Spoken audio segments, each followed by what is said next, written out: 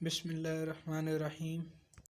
मेरा नाम रुस्तम अली है और मेरा जो आज का टॉपिक है वो है history of Noor Mahal. Proper अपने टॉपिक को शुरू करने से पहले, उसकी मुकम्मल हिस्ट्री जानने से पहले एक शॉर्ट डॉक्यूमेंट्री देखना ज़रूरी है जिससे समझने में आसानी होगी।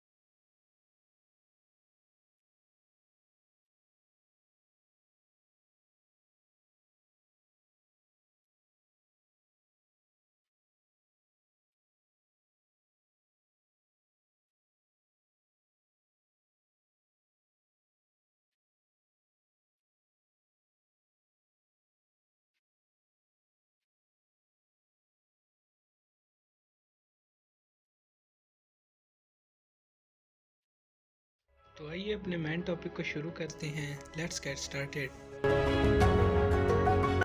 नूर महल को अगर आप बावलपुर का छुपा हुआ हीरा अगर बोलें और समझें तो ये गलत ना होगा। The hidden gem of Bahawalpur, the Noor Mahal.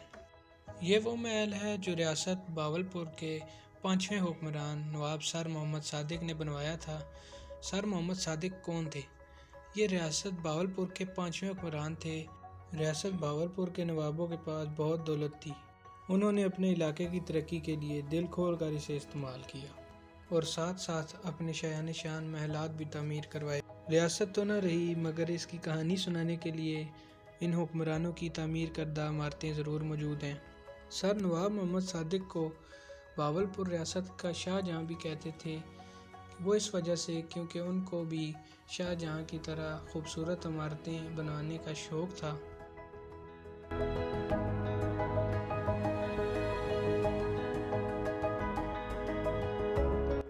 ये महल नवाब मोहम्मद सादिक की रिहाइश के लिए बनाया गया था।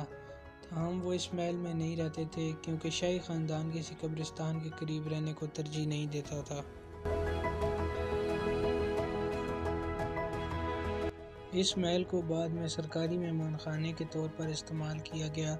अपने दौर में नवाब ने नूर महल में कभी कभार काबीना की मीटिंग्स भी की और बाज़ मौक़ा पर महल को रियासती अदालत के तौर पर भी इस्तेमाल किया जाता रहा, जहां नवाब जंगों के दौरान अपनी फ़ौज से और दरबारियों से खिताब करते थे।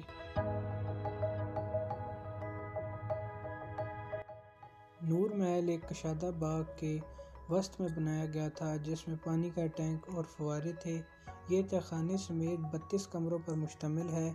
जब तामीर मुकम्मल हुई तो महल को मोटे कालीनों और मगरबी फनकारों की बनाई हुई पेंटिंग से सजा दिया गया।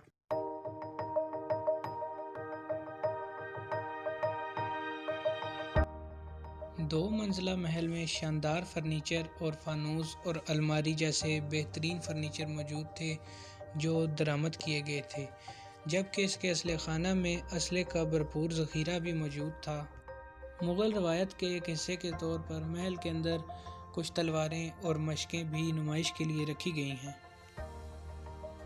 1906 में रियासत बावलपुर के बाद के हुक्मरान नवाब बावल खान ने महल में एक मस्जिद का इजाफ़ा किया। उन्होंने 1 लाख रुपए की लागत से ढांचे की तज़ीन व आराइश भी की। 1 लाख रुपए उस टाइम में बहुत बड़ी रकम थी। अब अगर बात करें इसके डाउनफॉल की, नूर महल के डाउनफॉल की, तो एक पुरानी कहानी के मुताबिक आखिरी हुक्मरान के विरसा के दरमियान जायदाद का तनाज़ा हुआ, जिसकी वजह से नूर महल के साथ साथ कई दीगर इमारतें भी ताक कर दी गईं। महल को अदालती हुक्म के तहत बंद कर दिया गया, लेकिन इसके ज़्यादातर नवादरात स्मगल कर दिए गए थे। 12 अक्टूबर 1997 को फ़ौज ने महल पर कब्ज़ा करके इसे बहाल किया। बाद में इसे आर्मी क्लब के तौर पर भी इस्तेमाल किया गया। इमारत अब भी फ़ौज के कब्ज़े में है और फ़ौज ही इसकी देखभाल करती है।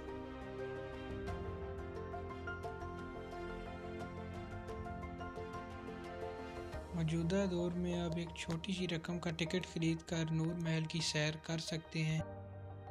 अब बात करते हैं नूर महल के हवाले से मन गढ़ंत गढ़ी गई झूठी कहानियों की।